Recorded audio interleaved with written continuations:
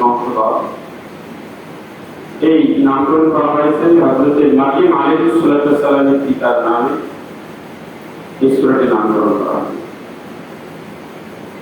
হযরত ঈসা আলাইহিস সালামের মা হযরত মারিয়াম আলাইহিস সালাম, মারিয়াম আলাইহিস সালামের পিতা হযরত ইব্রাহিম আলাইহিস সালাম। তো এই বিষয় উল্লেখ রয়েছে। এছাড়াও এই সূরায় ইসলামের বিধিবিধান, শরীয়ত, কিছু হুকুম আহকাম বর্ণিত রয়েছে। সূরা আল ইমরান কি মদিনায় নাযিল হয়েছে, যে হুজুর সাল্লাল্লাহু আলাইহি ওয়াসাল্লাম মদিনায় থাকা অবস্থায় মদিনায় কি অবতীর্ণ হয়েছে, এজন্য এটি মাদানী সূরা। তো এই 42তম আয়াতে আল্লাহ তাআলা আমাদের মুমিনদের উদ্দেশ্যে বলতেছে, আমরা সিকিতুম আমরা তখন জান্নাত ওয়ালামা ইয়ালামিল্লাযিনা জাহাদু মিনকুম ওয়া ইয়ালামাস সাবিরিন। তোমরা কি ধারণা করেছো যে তোমরা এই জান্নাতে প্রবেশ করবে, অথচ কারা জিহাদ করে, কারা ধৈর্যশীল, আল্লাহ তোমাদের মধ্যে তাদেরকে কখনো পরীক্ষা এখন করেন। আমাদের উদ্দেশ্যে এই আয়াতটি মেসিং করে দেখেন। আমরা যারা নামাজ পড়ি, ইসলামের ভিতরে আসি, আমরা মনে করি আমরা নামাজ পড়েছি জান্নাতে চলে যাব। তো অথচ আল্লাহ তাআলা আমাদেরকে এখনো পরীক্ষা করেন।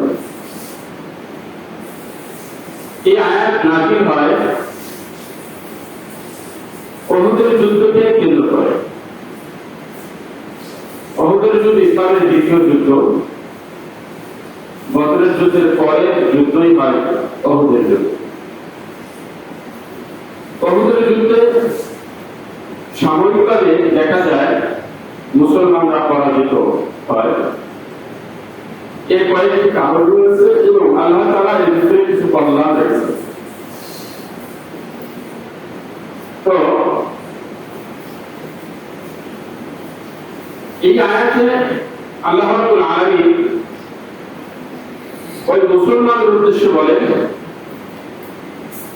যারা পরীক্ষা না দিয়ে জান্নাতে চলে যাচ্ছে, যাইতেছে, নামাজ পড়ি আমরা সহজভাবে জান্নাতে পেয়ে যাব। উহুদের যুদ্ধে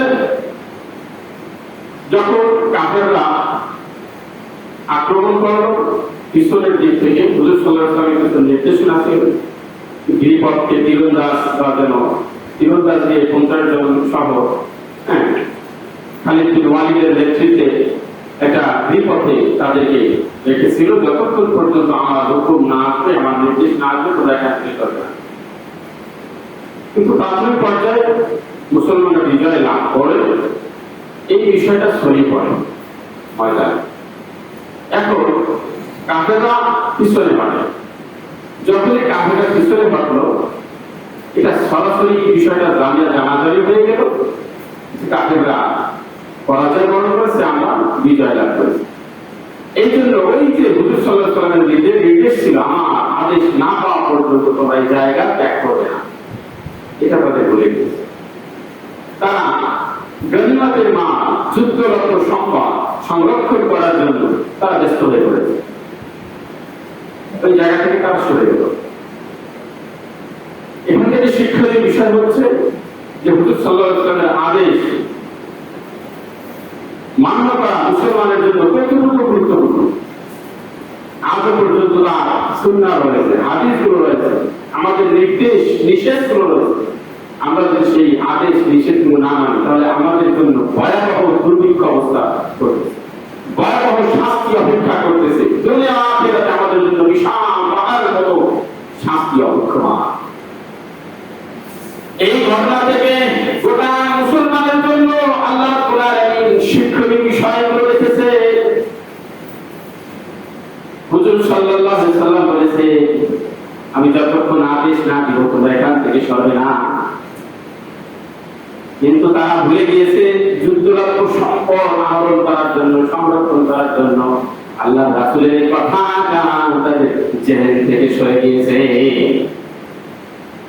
তারা সেই জায়গা থেকে ত্যাগ করলো, কাফেররা পিছনের দিক থেকে আক্রমণ করলো, ওই ছোট গিরিপথ থেকে তাদেরকে এলোপাতাড়ি মতো আক্রমণ করবো, তারা সক্ষম হয়ে গেল। এখন তাদের যুদ্ধ কাফেরের অধীনস্থ চলে গিয়েছে। প্রথম দিকে মুসলমানদের ছিল, কিন্তু কাফেরদের চলে গিয়েছে, কাফেরদের হাতে সম্পূর্ণ যুদ্ধ নিয়ন্ত্রণ নিয়ে নিয়েছে। মুসলমানরা একে একে পরাজিত বরণ করতেছে, শহীদ হতেছে। এই মধ্যে হুজুর আকরাম সাল্লাল্লাহু আলাইহি ওয়াসাল্লামকে কাফেররা একটা মুসলিমান দল তাকে ঘেরাও করেছে। চতুর্দিক থেকে তীর বর্ষার মতো নিক্ষেপ করতেছে। হযরত তালহা রাদিয়াল্লাহু তাআলা তার পাশে ছিল। হযরত তালহা রাদিয়াল্লাহু তাআলা এত তীরন্দাজ ছিল, এত ভালো সক্ষম তীরন্দাজ ছিল, এত যুদ্ধের কৌশল জানতো, কিন্তু এত ভাবিল পাতারি ভাবে চতুর্মুখী চতুর্দিক থেকে হুজুর আকরাম সাল্লাল্লাহু আলাইহি ওয়াসাল্লামের দিকে কি আসছে, কি একা কিভাবে ঠেকাবেন। তিনি নিজেকে, নিজের শরীরটাকে ঢাল হিসেবে কাফেরদের তীরের সামনে দিয়ে দিলেন। আমার শরীর এপার ওপর হয়ে যান, আল্লাহ রাসূল সাল্লাল্লাহু আলাইহি ওয়াসাল্লামের শরীরে যেন কোনো আঘাত না পড়ে। আল্লাহু আকবার। আমার শরীর বিদ্ধ হয়ে যাক, আল্লাহ রাসূলের শরীরে যেন কোনো আঘাত না পড়ে। আবু তালহা রাদিয়াল্লাহু তাআলা কাফেরদের তীরের মুখে নিজেকে ঢাল হিসেবে তুলে ধরলেন। যেদিক থেকে তীর আসে নিজেকে ঢাল হিসেবে ব্যবহার করেন। এই দিক, ডান দিক, বাম দিক থেকে তীর আসে নিজেকে ঢাল হিসেবে ব্যবহার করেন। দেখা গেল যে আবু তালহা রাদিয়াল্লাহু তাআলার সাথে আর কিছু সাহাবী যোগ হলো, হুজুর সাল্লাল্লাহু আলাইহি ওয়াসাল্লামকে ঘিরে রাখলো। এর মধ্যে হুজুর সাল্লাল্লাহু আলাইহি ওয়াসাল্লামের একটি দাঁত বড় শহীদ হয়েছে। তার শরীর থেকে অনেক রক্ত জখম হয়েছে, তার চেহারার ভিতরে আঘাত করেছে, তার চেহারা ফেটে গিয়েছে, তার দাঁত ওই উহুদের ময়দানে পড়ে গিয়েছে, শহীদ হয়েছে। এই আঘাত প্রাপ্ত হওয়াতে এই কথাটা গুজব ছড়িয়ে গিয়েছে, হুজুর সাল্লাল্লাহু আলাইহি ওয়াসাল্লাম শাহাদাত বরণ করেছেন। সকল ময়দানে ছড়িয়ে গেল মুহাম্মদ কতল হয়েছে, হত্যা হয়েছে। এটা যখন ময়দানে ছড়িয়ে ছিটিয়ে পড়বে গুজবটা, কাফেররা আরো বেগুয়ান হয়ে গেল, শক্তি তারা দিয়ে গেল, আর মুসলমানরা দুর্বল হয়ে গেল। তাদের পা নাড়াচাড়া করতেছে, তাদের হাত আর চলতেছে না। একজন আনসার সাহাবী রাদিয়াল্লাহু তাআলা যুদ্ধে আহত হয়ে ময়দানে গড়াগড়ি করতেছে। একজন মুহাজির সাহাবী এসে বলতেছে, হে সাহাবী, তুমি শুনেছো মুহাম্মদ সাল্লাল্লাহু আলাইহি ওয়াসাল্লাম যুদ্ধের ময়দানে শহীদ হয়েছে? যুদ্ধের ময়দানে শহীদ হয়েছেন, তোমরা কি শুনেছো? তুমি শুনেছো?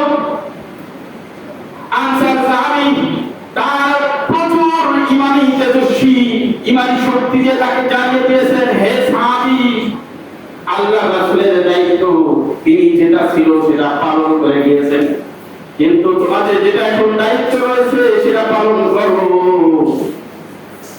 তোমাদের দ্বীনের উপরে তোমরা থাকো, ধীর থাকো। তোমাদের এই সর্বশক্তি দিয়ে ইসলামকে বিজয়ের লক্ষ্যে নিয়ে যাও, নিজের জীবনকে কুরবানি করে দাও। এটাই মুখ্য সুযোগ জান্নাতে যাওয়ার জন্য। হে সাহাবী, ভয় পেও না, হতাশা করো না। এটাই পরীক্ষা।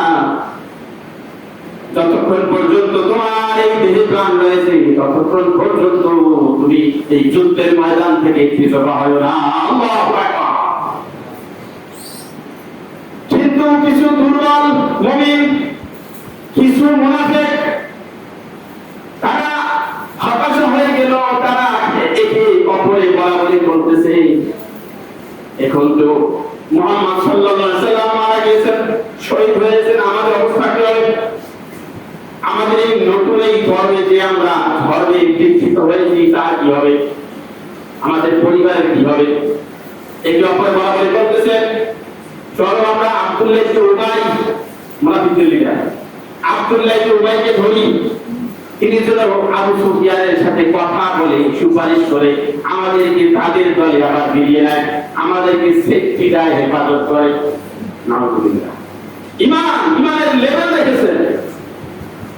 যুদ্ধের ময়দান, জান্নাতে যাওয়ার মুখ্য সুযোগ, জীবনটা বের হবে তো জান্নাতে চলে যাবে।